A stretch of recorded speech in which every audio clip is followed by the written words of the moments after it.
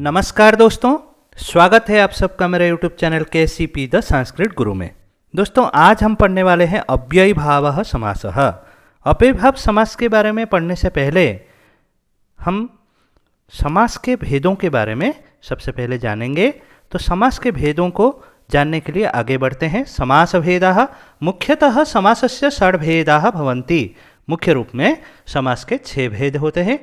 यथा समासः अव्ययीभाव समासः, तत्पुरुषः समासः, कर्मधारयः समासः, द्विगुः समासः, द्वन्द्वः समासः, बहुव्रीहि समासः। ये 6 प्रकार के जो समास हैं ये आपको जानना है, इनके बारे में आपको पढ़ना है। लेकिन इन सब में सबसे पहले देखिए अव्ययीभाव समास है, तो अव्ययीभाव समास के बारे में हम जानने के लिए आगे बढ़ते हैं। तो देखिए अव्ययीभाव समासः। अव्ययीभाव समास में क्या क्या नियम होते हैं, अव्ययीभाव समास का हम किस तरह से प्रयोग करते हैं, उन सब के बारे में चलिए जानते हैं। अस्मिन् समासे पूर्वपदम अव्ययपदम उपसर्गः वा भवति। इस समास में जो पूर्वपद होता है वह अव्यय होता है या फिर उपसर्ग होता है। उत्तरपदे संज्ञापदम भवति। उत्तर पद में जो शब्द होता है वो संज्ञापद होता है। अस्मिन् समासे पूर्वपदस्य अर्थस्य प्राधान्यम भवति। इस समास में जो पूर्वपद होगा उसका ही प्राधान्य होता है। यथा, यथा कालम, एक उदाहरण देखिए। यथा कालम, कालम अनतिक्रम्य, अर्थात काल के अनुसार, काल को अतिक्रम न करके।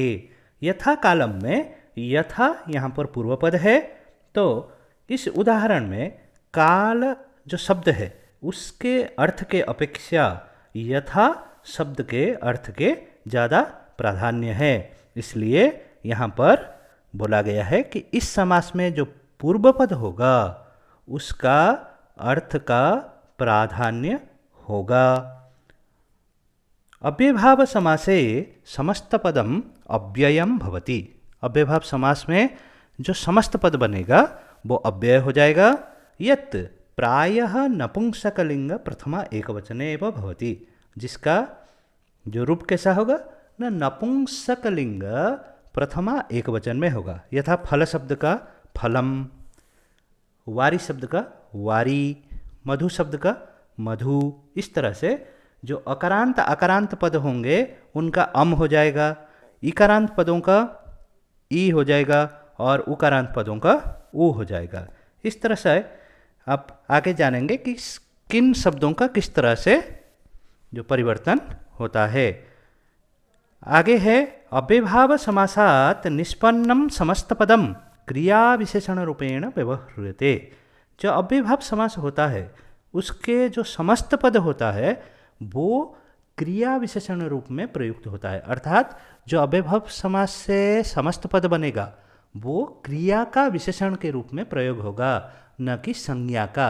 संज्ञा का विशेषण के रूप में उसका प्रयोग नहीं करेंगे। संज्ञा का विशेषण जब बनाएंगे तो वह बहुप्री समास के अंतर्गत हो जाएगा। इसलिए जो अव्ययीभाव समास में समस्त पद होता है वो क्रिया का विशेषण के रूप में उसका व्यवहार किया जाता है।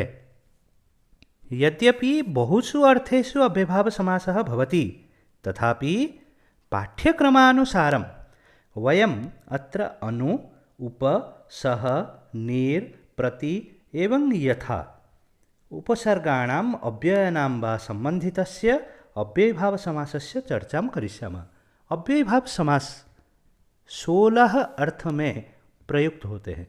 अव्ययीभाव समास 16 अर्थों में प्रयुक्त होता है, लेकिन हम यहाँ सिर्फ 7 अर्थों में किस तरह से अव्ययीभाव समास होता है उनको जानेंगे, क्योंकि यह पाठ्यक्रम के अनुसार हम जानने वाले हैं। इस वीडियो लेसन में मैं आपको सिर्फ उन 7 प्रकार के अव्ययीभाव समास के बारे में बोलूँगा जो आपके पाठ्यक्रम में निर्धारित है। तो चलते हैं अव्ययीभाव समास किस प्रकार किन किन अर्थों में होता है तो उनके बारे में जानते हैं। देखिए अव्ययीभावः समासः, अव्ययीभाव जो निम्नलिखितेषु अर्थेषु अव्ययभावः समासः भवति। निम्नलिखित अर्थों में अव्ययभाव समास होता है। तो अव्ययभावः समासः। पश्चात अर्थ है अनु। पश्चात अर्थ में अनु उपसर्ग का हम प्रयोग करते हैं। दूसरा है, देखिए, योग्यता अर्थ है अनु। योग्यता अर्थ में अनु उपसर्ग का हम प्रयोग करते हैं। तीसरा प्रकार देखिए, समीप अर्थ है उप। समीप अर्थ है उप, उपसर्गस्य प्रयोगः। अनन्तरं विप्सा या आवृत्ति अर्थे प्रति। विप्सा या आवृत्ति अर्थे प्रति। विप्सा अर्थात बार बार कहना, किसी चीज़ का बार बार कहना, जैसे पुनरुक्ति जिसको हम कहते हैं, उस अर्थ में प्रति उपसर्ग का हम प्रयोग करते हैं। अनंतरम अभाव अर्थ है नीर। अभाव अर्थ में हम नीर उपसर्ग का प्रयोग करते हैं। अनंतरम अस्ति अनतिक्रम्य अर्थे यथा। अनतिक्रम्य अर्थे यथा अव्ययस्य प्रयोगः। अनतिक्रम्य, अतिक्रम न करके, अनुसार, इस अर्थ में हम यथा उपसर्ग जो अव्यय है उसका हम प्रयोग करते हैं। सहितम इति अर्थे सह। सहितम अर्थ में हम सह अव्यय का प्रयोग करते हैं। तो इन जो 7 प्रकार के जो अव्ययभाव समास है उनके बारे में आपको यहाँ पर इस वीडियो लेसन में बताया जाएगा। सबसे पहले देखते हैं पश्चात अर्थे अनु। तो देखिए, पश्चात अर्थे अनु। पश्चात अर्थे अनु उपसर्गस्य प्रयोगः भवति। यथा, देखिए, रथस्य पश्चात। रथस्य पश्चात समस्त पद बना अनुरथम। कृष्णस्य पश्चात अनुकृष्णम। गंगायाः पश्चात अनुगंगम। हरेः पश्चात अनुहरि। शंभोः पश्चात अनुशंभु।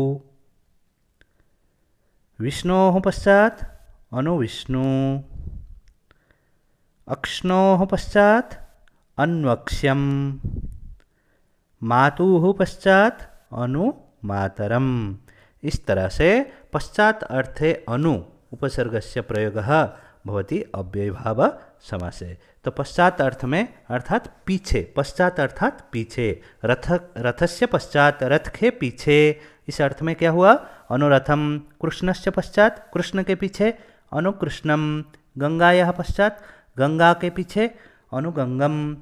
हरेः पश्चात, हरि के पीछे, अनुहरि। इस अर्थ में अनु उपसर्ग का प्रयोग हम करते हैं। चलते हैं दूसरा प्रकार के जो अनु उपसर्ग का प्रयोग होता है उसको सीखते हैं। तो दूसरा प्रकार है योग्यता अर्थे अनु।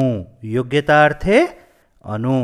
देखिए, योग्यता अर्थे अनु उपसर्गस्य प्रयोगः भवति। योग्यता अर्थ में अनु उपसर्ग का प्रयोग होता है। यथा,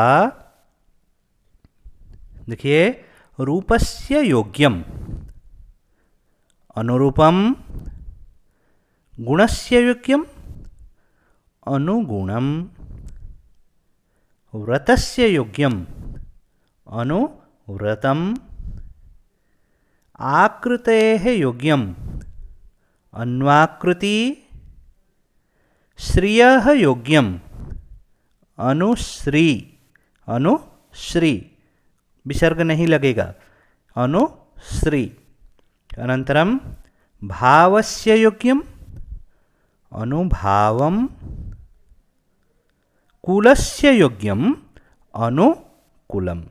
इस तरह से योग्यता अर्थे अनु उपसर्गस्य प्रयोगः। रूपस्य योग्यम अर्थात रूप के योग्य।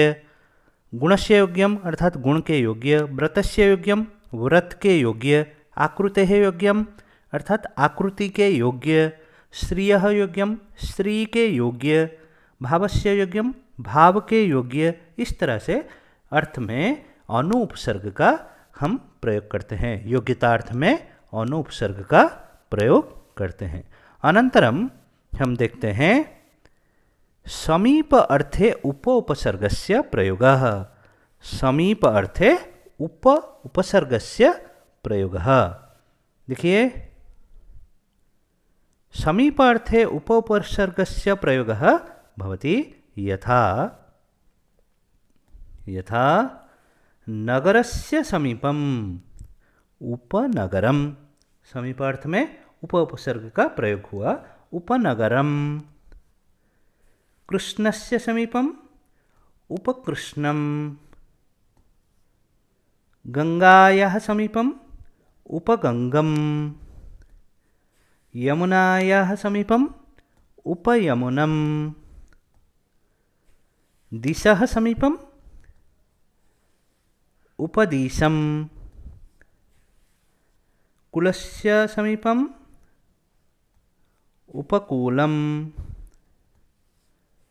नद्याः समीपम उपनदी या फिर उपनदम। ये दो तरह से आपको जो समस्त पद है दो तरह से इसका हो सकता है। अनंतरम गोः समीपम उपगु। इस तरह से गुरोः समीपम उपगुरु। देखिए, इस तरह से समीप अर्थ में उप उपसर्ग का आप प्रयोग करेंगे। चलते हैं, जो चौथा प्रकार है उसको जानते हैं। वो है विप्सा या आवृत्ति अर्थ है प्रति। विप्सा मैं आपको बोल चुका हूँ, जो द्विरुक्ति होती है, जो पुनरुक्ति होती है, किसी शब्द का बार बार जब हम उच्चारण करते हैं उसको बोलते हैं आवृत्ति या पुनरुक्ति। तो उस अर्थ में प्रति का हम प्रयोग करते हैं। उदाहरण देखते हैं। विप्सा या आवृत्ति अर्थ में प्रति उपसर्ग का हम प्रयोग करते हैं। उदाहरण कुछ इस प्रकार है। देखिए, दीनम दीनम प्रति। प्रतिदिनम दिनम दिनम प्रति प्रतिदिनम। गृहम गृहम प्रति प्रतिगृहम। एकम एकम प्रति प्रत्येकम। ग्रामम ग्रामम प्रति प्रतिग्रामम। क्षणे क्षणे इति प्रतिक्षणम। वर्षे वर्षे इति प्रतिवर्षम। मासे मासे इति प्रतिमासम। देशे देशे इति प्रतिदेशम। सप्ताहे सप्ताहे इति प्रतिसप्ताहम। अहनि अहनि इति प्रत्यहम। इस तरह से जो आवृत्ति अर्थ में प्रति उपसर्ग का हम प्रयोग करते हैं। यहाँ पे देखिए, दो तरह के उदाहरण आपको दिख रहे होंगे। एक में आप देखेंगे प्रति लगा हुआ है और जो शब्द के द्विरुक्ति हुई है उसमें द्वितीय विभक्ति का प्रयोग हुआ है। और दूसरे प्रकार के उदाहरण जो है उनमें इति लगा हुआ है और जो द्विरुक्ति हुआ है जिन शब्दों के, उनमें सप्तमी विभक्ति का प्रयोग करते हैं।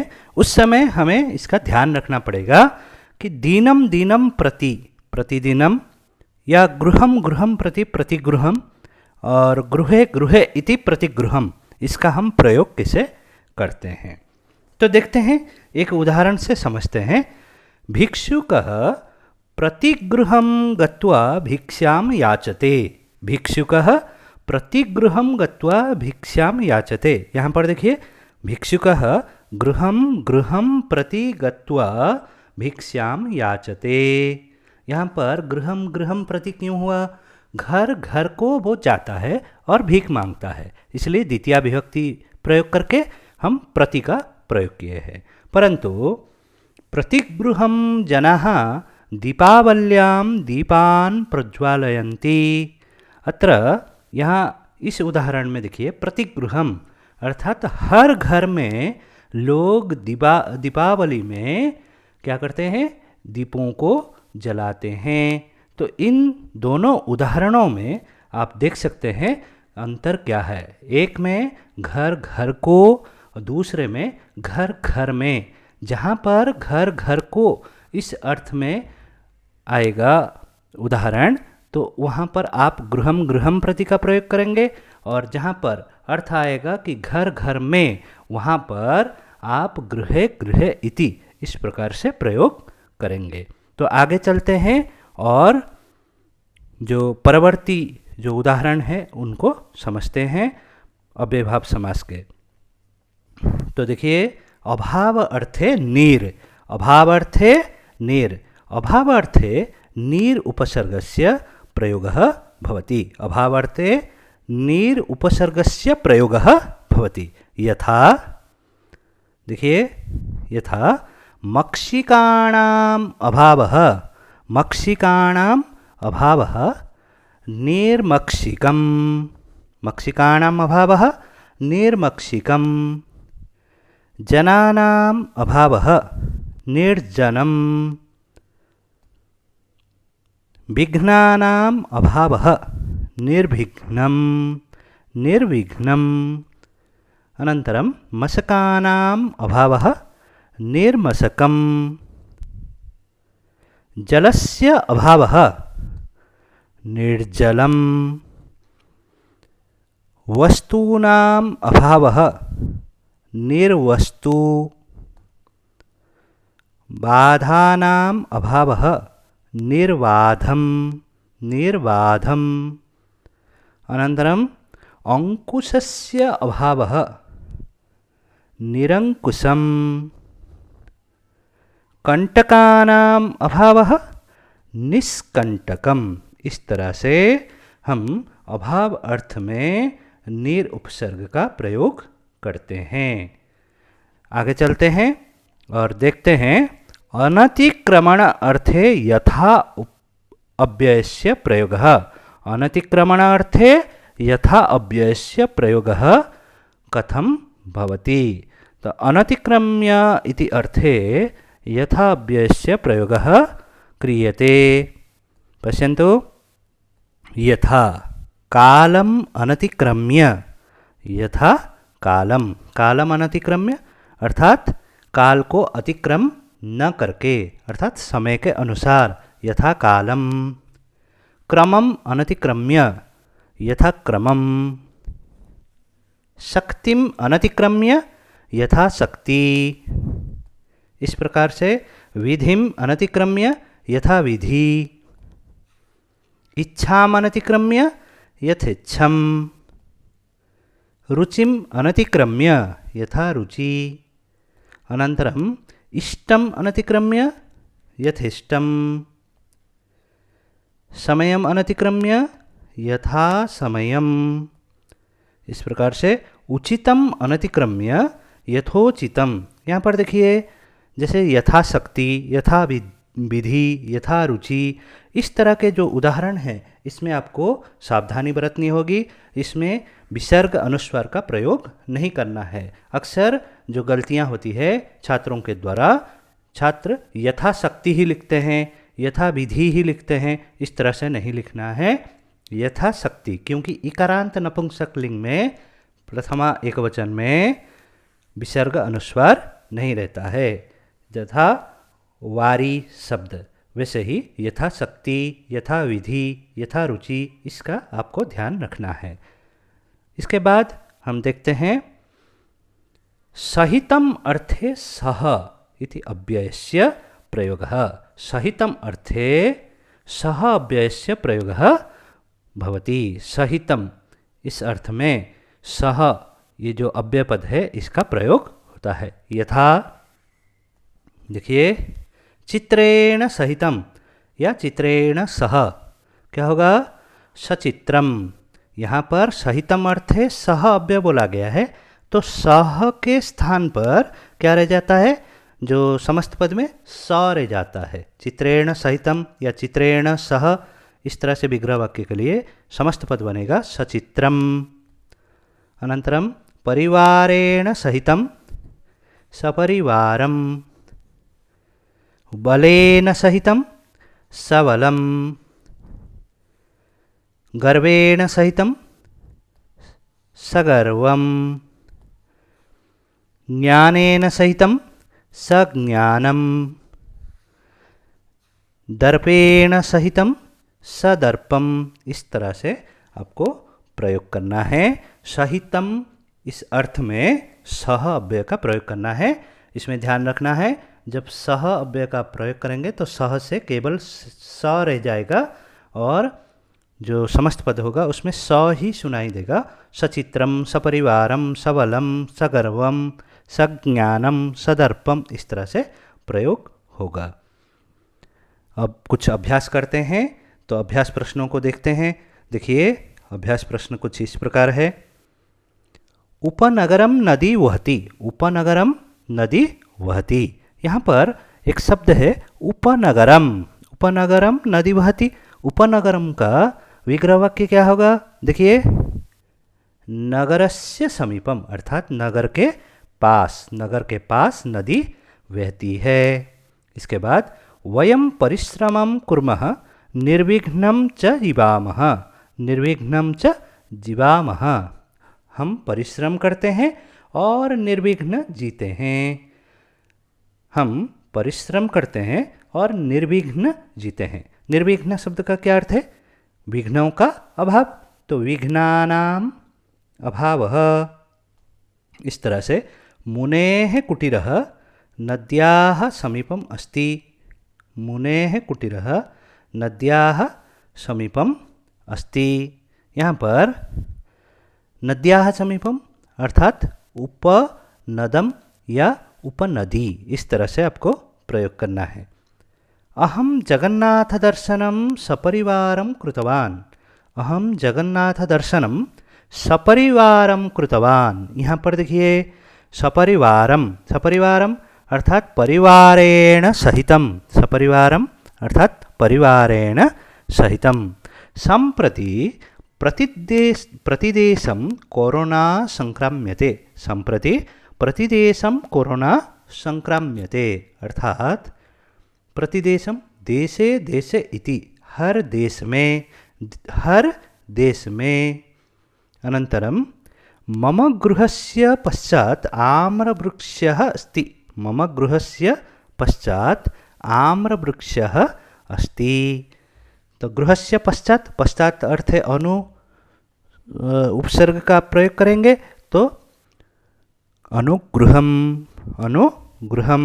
अनन्तरं यथाविधि कृतं कार्यम उत्तमं फलं ददाति, यथाविधि कृतं कार्यम उत्तमं फलं ददाति, यथाविधि विधिम अनतिक्रम्य।